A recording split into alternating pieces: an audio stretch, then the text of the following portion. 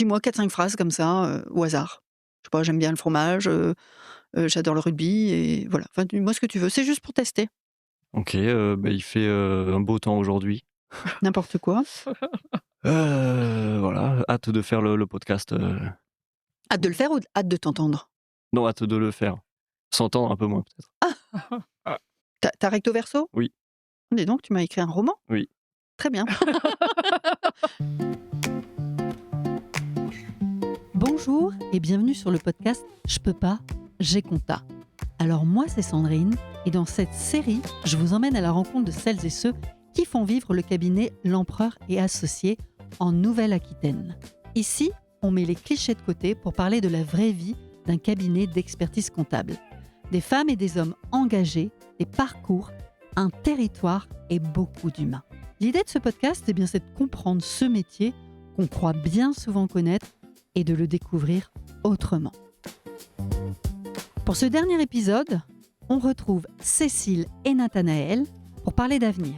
Numérique, innovation, responsabilité sociale et environnementale, on se projette sur les grandes transformations du métier et sur la façon dont l'Empereur et Associés les anticipe. Allez, c'est parti! Alors je me demande souvent, si je devais imaginer le métier de demain, enfin votre métier de demain, comment ça serait? Est-ce que ça ressemblerait à ce que vous faites aujourd'hui? Ou est-ce que ça va changer? Ou est-ce que tout va changer? J'ai envie, moi, que vous me racontiez comment vous percevez ça. Alors pour l'entreprise, pour le cabinet, pour les clients, au quotidien, de manière concrète, avec des exemples et des anecdotes croustillantes si possible. Bonjour Cécile, bonjour Nathanaël. Bonjour Sandrine. Bonjour Sandrine. Comment est-ce que ça va aujourd'hui? Écoute, ça va plutôt bien malgré le temps gris de la journée. Le jour de l'enregistrement, il fait gris. Le jour de Mais l'enregistrement. peut-être que le jour de la diffusion, il va faire un méga beau Qui soleil. sait? Et toi Nathanaël, ça va? Très bien, Ouais. très heureux de pouvoir faire, ce podcast. Est-ce que vous pouvez, l'un et l'autre, vous présenter? On commence par Cécile? Oui, donc je suis expert comptable, commissaire aux comptes et associée au sein du cabinet depuis une quinzaine d'années. Et j'exerce principalement sur le bureau de Périgueux et le bureau de Montignac. Nathanaël, je t'écoute. Oui, donc Nathanaël, ça va faire, 4 ans que je suis au cabinet, principalement sur le site de Périgueux, donc jeune collaborateur comptable, de 25 ans et en parallèle, je passe le mémoire pour passer expert comptable. Voilà, donc j'ai intégré, dernièrement le pôle qu'on essaie de développer au sein de l'Empereur Associé, le pôle RSE, dont je vais avoir l'occasion de revenir dessus. Alors, c'est parti. On va commencer avec Cécile. Ma première question, Cécile, c'est voilà, quand tu penses aux 5 prochaines années, quel changement dans le métier te semble les plus stimulants ou surprenants? Et est-ce que tu as un projet concret à nous expliquer? Écoute, des projets, nous en avons plusieurs. Le 1er qui est, brûlant d'actualité, c'est l'arrivée de la facture électronique. C'est, un sujet, très important parce qu'il va concerner, quasiment, toutes les entreprises. Ça arrive vite. Les prochaines échéances sont, 1er septembre 2026 et 1er septembre 2027 et on se doit, nous, en tant qu'experts comptables, d'accompagner, nos clients sur, ce changement, assez profond, qui va venir quand même, modifier, nos façons de faire, nos façons d'exercer. Alors quand je dis, nos façons d'exercer, c'est pas, que nous, cabinet d'expertise comptable, mais c'est aussi les façons d'exercer de nos clients. Demain, la facture, elle ne sera plus papier, elle est déjà quasiment plus aujourd'hui. Ouais, j'allais dire, il y a quand même, il y a eu un peu de digitalisation entre deux quand même. Il y a eu un petit peu de digitalisation, mais aujourd'hui, c'est, la facture, elle est générée en PDF dans le meilleur des cas. Parfois, c'est de l'Excel ou du Word et elle est envoyée par mail. Demain, le changement, c'est que la facture sera nativement électronique. On va pas rentrer, dans du détail de détail, mais elle aura des métadonnées directement, intégrées dans le format même de la facture et les factures, seront envoyées d'une plateforme à une autre plateforme. Donc ça vient quand même un petit peu changer les flux d'informations au sein des entreprises. Les plus grosses seront certainement à même d'avoir les moyens humains et financiers de mener ce changement. Sur les PME et les TPE, c'est à nous, pour le coup, experts comptables, d'aider et d'accompagner nos clients à saisir ce qui est aujourd'hui peut être perçu comme une contrainte, mais demain sera quand même certainement une opportunité. Pourquoi une opportunité? Parce que derrière, la promesse est quand même d'avoir une circulation de la facturation beaucoup plus rapide et beaucoup plus fluide et donc du coup, un encaissement quand même Plus rapide? plus rapide. Voilà, c'est ce qui est annoncé et c'est, ce qui est, souhaitable. Donc parce qu'on ne parle que contraintes et que, Ouais. la partie, vision de l'État qui va pouvoir avoir, des données, notamment des données sur la TVA, en temps et en heure. Mais il y aura quand même aussi, cet aspect-là des choses, c'est-à-dire un traitement de l'information beaucoup plus rapide et un encaissement ou du produit Mmh. livré ou de la prestation réalisée aussi plus rapide et on sait bien que, le nerf de la guerre dans une entreprise, ça reste la trésorerie. Alors c'est surprenant, c'est stimulant ou les 2? C'est les 2, ouais, c'est les 2. Après, c'est avant tout aussi stimulant parce que là, on a des dates qui sont précises et il y a quand même un petit challenge, Ouais. pour nous Ouais. à tenir, Mmh. pour, que, 100 de nos clients soient correctement accompagnés autour de cette réforme. Donc là, c'est quand même assez challengeant. Donc ça, pour revenir à ta question, du coup, c'est le 1er, voilà, gros projet Projet concret concret que nous avons. Ensuite, nous en avons, évidemment, enfin évidemment, oui, on en a d'autres en tout cas. On sera amené à en reparler, mais avec Nathanaël. avec Nathanaël, on vient de conclure un parcours de plus de 9 mois avec la convention des entreprises pour le climat. Comme un bébé. Oui, c'est vrai, comme un bébé, pareil et ce bébé va grandir, hein, voilà, il va grandir dans les prochaines années et donc on a une feuille de route qu'on a conjointement, pensée, rédigée, partagée en interne, qu'on va être amené à repartager dans les mois à venir. Donc on est en train de mettre des choses en place, très concrètes, petit pas par petit pas au départ. Ça peut, sembler être, anecdotique, mais pour nous, c'est quand même porteur de sens. Donc voilà, donc sur les petites choses, c'est sur notre site, d'Ezra qu'on a mis, par exemple, une ruche. Ah, c'est top ça! Ouais, c'est des, après c'est petit par petits pas. Ça, c'est ce qu'on peut faire nous, à notre niveau, pour être en prise avec le vivant. Après on va avoir, des actions qui vont concerner, nos clients et après on va avoir des actions, sur un point de vue un peu plus stratégique, où on a pour ambition, que le cabinet devienne, société à mission d'ici, 2027. Voilà, je vois que tu fronces les sourcils sur société à mission. Tu as vu mes sourcils, mais moi j'ai vu Nathanaël hocher de la tête. Tu veux dire quelque chose peut-être? Tu veux rebondir sur la société à mission? Alors sur la société à mission, Qu'est-ce que ça veut dire? c'est un projet pour une société de rajouter dans ses statuts une raison d'être à travers, une mission et des objectifs, statutaires qui, vont permettre de vraiment prendre en compte des enjeux supplémentaires autres que financiers, pour la société. Tu peux me donner des exemples concrets? On a par exemple Danone qui est société à mission, Léa Nature qui est société à Ah oui. mission. Dès qu'on veut intégrer, dans la direction, des nouveaux enjeux environnementaux, sociétaux, On et parle de société à mission. voilà. Oui, on parle de société à mission. C'est issu de la loi Pacte de 2019. Comment le cabinet met l'humain et le social au cœur de ses pratiques pour demain? Est-ce que là, pareil, Cécile, tu as une situation concrète à me donner, à m'expliquer? Je sais pas comment te dire ça et sans paraître, N'hésite pas, vas-y. trop présomptueuse. On essaie quand même de prendre du plaisir au quotidien et aussi d'en faire prendre, à l'ensemble de nos collaborateurs malgré tout. Voilà et c'est là où je veux pas que ça paraisse présomptueux mais quand on fait, nos séminaires, quand Ouais. on fait nos journées annuelles, là, enfin, le dernier exemple que j'ai en tête, par exemple, c'est, l'assemblée générale de l'Ordre des experts comptables de Nouvelle-Aquitaine. Il y a eu, un concert privé à l'issue de cette journée, un concert privé de Santa. Bah, nous, par exemple, on a invité, l'ensemble de nos collaborateurs à participer à ce concert. Voilà, on les a tous invités, on a mis en place, un bus qui partait, Un bus l'empereur et associé? ouais, un bus l'Empereur et associé Classe!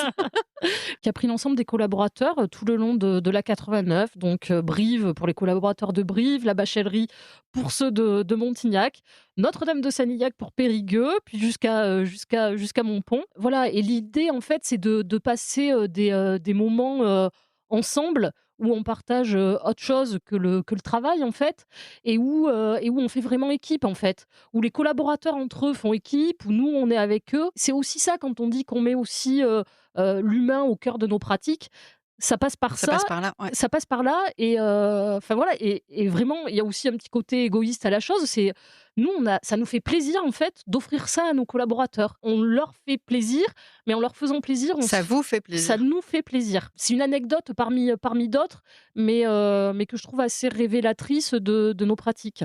Nathanaël, ce trajet en bus, ça s'est bien passé? Pour l'avoir pris, c'était top. Ambiance un peu bus scolaire, donc très chouette. Puis le concert, génial. D'accord. C'est important ces moments-là? Comment ça se passe dans ces moments-là? Quand vous êtes effectivement tous entre vous, enfin tous ensemble, pardon, autres que dans l'entreprise, à vos postes de travail? Déjà, on discute pas boulot, donc ça permet de se voir dans un autre cadre plus détendu et oui, ça fait très, très colonie de vacances un peu. Colonie de vacances, carrément. Ouais, ouais, ouais, ouais. Nathanaël, selon toi, en tant que collaborateur, comment l'entreprise innove pour rester dans le coup? Moi, je suis désolée pour dans le coup, hein. Si tu as une autre expression plus jeune, comment ton entreprise innove, selon toi, pour rester dans le coup actuel, surfer sur la vibe?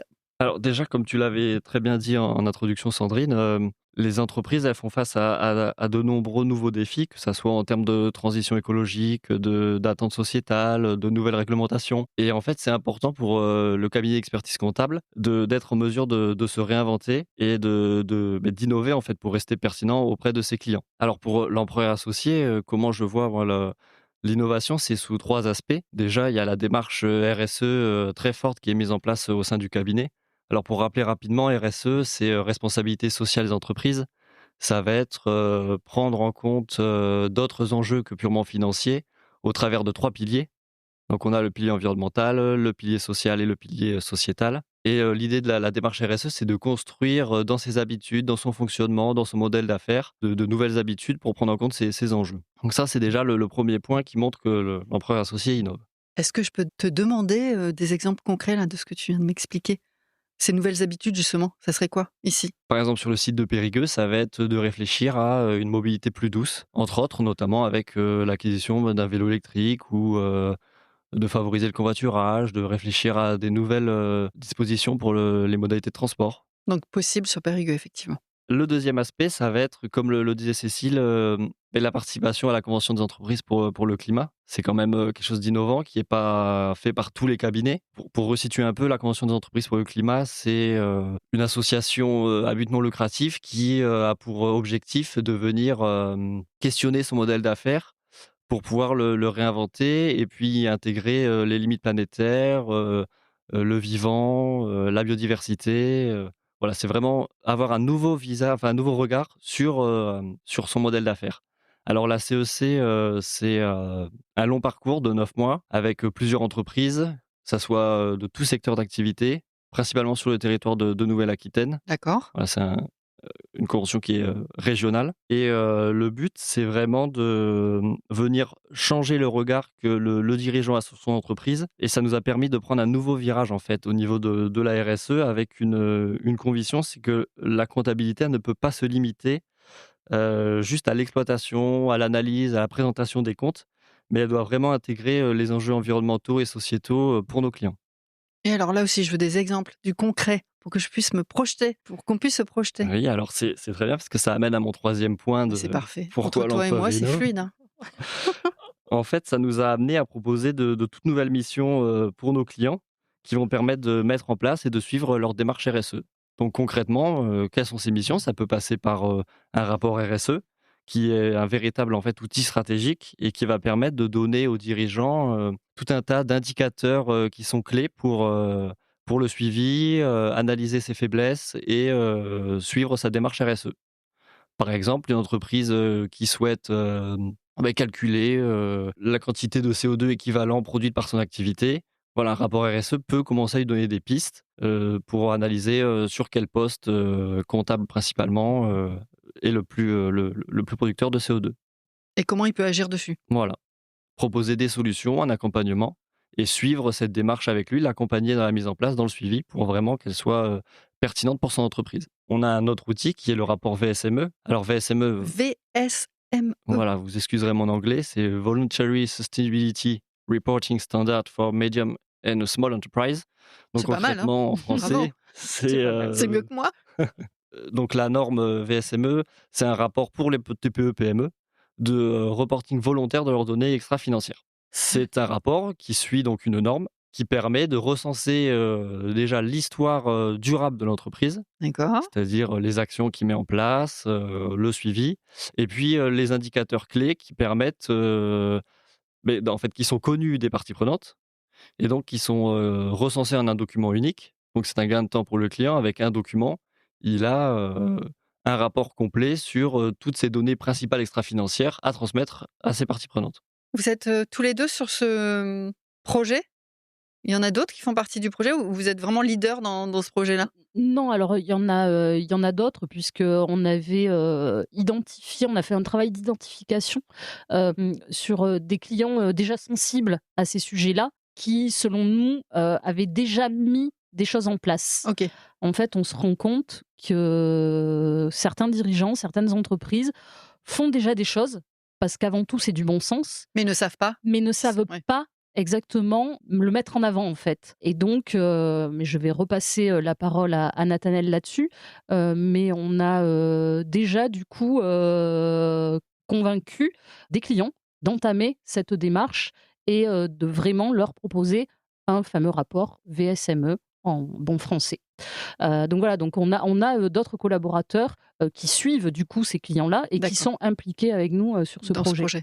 C'est un sujet d'actualité, mais qui est pas encore très répandu dans les cabinets d'expertise comptable. Nous, pour l'instant, on a choisi de se faire accompagner par un ami confrère, Qui est pionnier dans qui l'expérience. est pionnier dans l'expérience, qui a lui, déjà 10 ans d'expérience, derrière lui sur, notamment la région Midi-Pyrénées et donc aujourd'hui, c'est lui qui nous accompagne et qui accompagne nos clients sur, ce rapport, VSME. Voilà donc l'idée c'est de nous accompagner, nous, dans un premier temps, pour qu'on puisse, par la suite, du coup, être, autonome et indépendant et pouvoir nous-mêmes, assurer ce type de prestations pour nos clients. D'accord. Je me demande comment les clients perçoivent, alors, pour vous, c'est un projet, mais est-ce que pour eux, ça peut être une contrainte? Est-ce que c'est quelque chose de positif? Comment ils appréhendent ça? Est-ce que c'est pas du travail supplémentaire? Enfin, je sais pas, je réfléchis à voix haute, là. Oui, oui, non, mais tu as raison et ça peut être perçu comme ça. Là, l'idée, c'est que c'est quand même une démarche qui est complètement volontaire, malgré tout. Il y a pas d'obligation aujourd'hui, pour les TPE, PME. Puis en plus, je crois que dernièrement, même pour les plus grandes entreprises, l'Europe est en train d'abaisser ses critères d'exigence. Ah oui? Oui, donc il y aura, Ils font un peu marche arrière? ils font complètement marche arrière sur ce sujet. Ça peut être vu comme une contrainte, mais là, les entreprises qu'on va accompagner sur ce sujet, ça veut dire que pour elles, elles y voient quand même leur intérêt, un intérêt pour leur business model à elles, mais aussi un intérêt finalement parce que c'est des entreprises du territoire et que, chez les chefs d'entreprise, il y a aussi une conscience, qu'on est tous, acteurs de ce qu'on fait dans nos entreprises et qui font déjà des choses. De par leur bon sens, elles font des choses et là, finalement, c'est une mise en valeur, de ce qu'elles font déjà. Moi, j'ai envie de te demander, Nathanaël, pourquoi, c'est toi qui as pris ce projet? Pourquoi c'est toi qui est dessus? Tu es sensible au sujet, c'est porteur de sens pour toi? Enfin, je sais pas. Porteur de sens, après avoir fait la CEC, forcément. Au début, peut-être, un peu moins. C'est, les associés qui m'ont proposé d'aller dans cette voie-là et j'ai de suite accepté et c'est vrai que d'avoir participé à la CEC, c'est quand même un projet, qui transforme, qui questionne et forcément, on prend conscience et ça devient porteur de sens, et ça motive au quotidien, ça anime. Pourquoi Nathanaël? Alors pourquoi Nathanaël? Parce que, Nathanaël, c'est un de nos jeunes collaborateurs qui est, dans le parcours, pour devenir, expert comptable et que pour nous, ça faisait, sens qu'il m'accompagne, dans le parcours, CEC parce qu'avec, sa vision justement Plus jeune? de jeune homme de Enfin, 20 de excuse-moi, hein, Cécile, non mais, jeune. on va dire la vérité, Un on a petit quand même peu plus jeune que toi. oui, voilà, 2 ans d'écart, à peu près. à peine 2 décennies. Et donc non, mais c'était, pertinent, d'avoir, sa vision, de jeune homme et de futur professionnel, confronté avec, ma vision un peu plus expérimentée et pour le coup, de femmes d'une quarantaine d'années. Voilà pourquoi on avait choisi Nathanaël, et malgré son jeune âge, il fait preuve d'une grande maturité parce que c'est pas des sujets qui sont faciles à adresser. Le parcours, on est avec 50 autres chefs d'entreprise. Nathanaël était un des plus jeunes du parcours. Ok. Et donc ça aussi, il faut quand même avoir une certaine maturité, une certaine confiance. Posture aussi. Posture, Voilà, ouais, exactement, posture pour participer à une telle convention. Ça veut dire que les autres dirigeants avec qui vous étiez pendant ce parcours, est-ce qu'ils associent aussi un collaborateur, tout le monde? Oui, À chaque fois, en fait, c'est une le espèce de format. binôme. Le format est comme ça, c'est un binôme, un dirigeant et avec un planète champion. Planète champion. Oui, c'est comme ça Très bien. que Nathanaël s'appelait, enfin qu'il s'appelle. Nathanaël, tu es un planète champion. C'est ça, Très faut bien. l'assumer. Et donc, Ok. c'est vraiment le modèle de se dire qu'il y a un dirigeant et il y a quelqu'un qui est plus, on va dire, en production, en opérationnel, D'accord. pour être sûr que justement, ça bouge au sein des entreprises Oui. et que ce soit pas que le dirigeant ou que un opérationnel Ouais, oui, bien sûr. qui soit présent. C'est vrai qu'on a un collaborateur planète champion au cœur de tous les collaborateurs. Et toi, tu es là aussi pour véhiculer tout ça, j'imagine. C'est ça, ouais, un peu faire le relais, Ouais. Tu as une lourde responsabilité, Nathanaël. quand même, ouais. Comment justement tu t'arrives à faire rayonner ce projet au sein de l'entreprise et de tous les collaborateurs?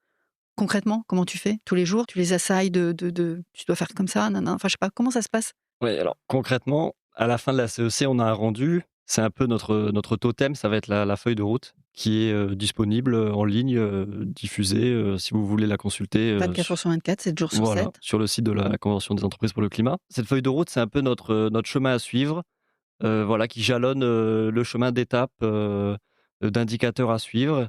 Et c'est vraiment ce document auquel je me réfère Tu te rattaches, ouais. pour diffuser ce qu'on souhaite infuser au sein de leur programme associé. Par exemple, dernièrement, on a mis en place des actions de sensibilisation auprès de l'ensemble de nos collaborateurs par le biais d'une Climate School proposée par notre OPCO. Alors Climate School, c'est des petites vidéos, des petits questionnaires pour venir sensibiliser, questionner les collaborateurs sur les évolutions climatiques, les enjeux environnementaux en lien avec le métier. Et donc voilà, ça c'est une action qu'on peut mettre en place au sein de l'entreprise, qui fait vivre la feuille de route, qui fait rayonner ce qu'on a vu à la CEC auprès des collaborateurs. Et c'est vrai qu'il y a un petit travail d'aller voir le collab, de se Ça veut dire que tous les jours, tu vas voir chaque collaborateur, tu leur demandes s'ils ont regardé la vidéo numéro 25 quasiment. jusqu'au bout, tu fais un petit questionnaire à la fin, presque. Presque. Non, mais voilà, le but, c'est que chacun s'y prenne au jeu. Alors, Ouais. au début, il faut les En fait, tu pousser dois un petit emmener peu. les gens avec toi. C'est ça, Tu dois les fédérer et les emmener dans ce projet. c'est ça. Alors, ça marche, oui ou non. Des fois, on a tenté d'autres actions de sensibilisation qui ont plus ou moins marché. Je faisais référence à une de nos journées, Elia, où on a essayé L'empereur associé, voilà, de faire ce qu'on appelle une marche des ancêtres. tu m'as pas invité. Non. Tu Mais ne pas alors, rester. C'était quoi c'est cette vrai. marche? Le but, c'était au travers d'une marche d'un certain temps, de remonter le temps pour venir voir tout ce que la chaîne de l'évolution avait apporté à l'humanité. Et qu'est-ce qui est resté aujourd'hui chez les humains de 2025? Qu'est-ce qu'on avait en nous et Mmh. qui était là Ah oui. depuis l'origine du monde, en fait? Alors? Par exemple, quand tu fais ça, l'écartement entre ton pouce et ton index, c'est pile poil la taille pour pouvoir s'accrocher aux branches. D'accord.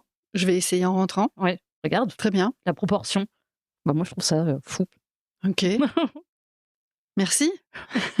Je vais essayer. Cécile, j'ai envie de te demander, pour terminer cet épisode, à moins que vous ayez autre chose à me partager, et c'est ok pour moi, quel défi à venir te stimule le plus et comment tu te prépares à les relever? C'est beau ça, hein? Ouais, c'est très beau. C'est beau. C'est beau et puissant. Écoute, ce qui me stimule le plus, c'est justement d'arriver, nous, à opérer cette transition, arriver à accompagner nos clients et arriver aussi à faire que tous les collaborateurs qui sont présents aujourd'hui au cabinet se sentent prêts et opérationnels pour accompagner aussi nos clients. Parce que notre métier va changer. Avec l'arrivée de la facture électronique, il va inexorablement changer et on va être plus présent véritablement auprès du chef d'entreprise sur des conseils peut-être plus stratégiques que ceux où on est présent aujourd'hui. J'entends aujourd'hui, on tient des comptabilités, on s'assure de faire correctement des déclarations de TVA, des paiements d'impôts sociétés, etc. Un peu les incontournables, quoi. Les incontournables de notre métier. On le fera toujours, mais de façon beaucoup plus rapide. Et donc, on aura forcément du temps disponible pour accompagner les chefs d'entreprise et les entreprises sur des secteurs où on n'est pas hyper présent aujourd'hui. Donc, par exemple, même une TPE, une PME peut avoir et se doit d'avoir, par exemple, une vision stratégique, avoir posé sa stratégie sur un horizon 3 ou 5 ans. C'est pas l'apanage des grosses boîtes. N'importe quelle entreprise se doit d'avoir cette vision-là. Et aujourd'hui, il y a peu d'acteurs qui sont présents pour accompagner la TPE, PME sur des sujets comme celui-ci. Et je pense qu'on a toute la pertinence, nous, en connaissance de nos clients, de les accompagner sur des sujets comme ça. Et on peut aussi faire le lien, pour le coup, avec ce qu'a indiqué précédemment Nathanaël, c'est-à-dire de venir questionner leur business model. Qu'est-ce que c'est qui est pertinent pour que ta boîte, chef d'entreprise, elle soit toujours là dans 5 ans, dans 10 ans? Quelles décisions doivent être prises aujourd'hui? Qu'est-ce qui doit être posé aujourd'hui pour que ton business model soit toujours aussi opérant dans 5 ou 10 ans? Et ça, c'est pour le coup, c'est hyper challengeant de se dire qu'on peut être là, nous, les experts comptables, nous, l'empereur associé, nous, collaborateurs et associés de l'empereur associé, pour accompagner nos clients. Bah écoute, moi je trouve ça assez stimulant, en tout cas, à t'entendre. Et ça élargit un peu ma vision du métier d'expert comptable. Ça donne limite envie, quoi. Nathanaël, je peux te rejoindre pour la prochaine marche? Avec plaisir. Est-ce que vous avez quelque chose à ajouter ou tout est bon pour vous? Tout est bon pour Bon, nous. Nathanaël, tu m'as donné tout ce que tu avais noté? Oui, à peu près. Ok. Bon, bah écoutez, je vous laisse. Je vous remercie. Merci Sandrine. Merci. Bonne journée. À toi Vous aussi. aussi.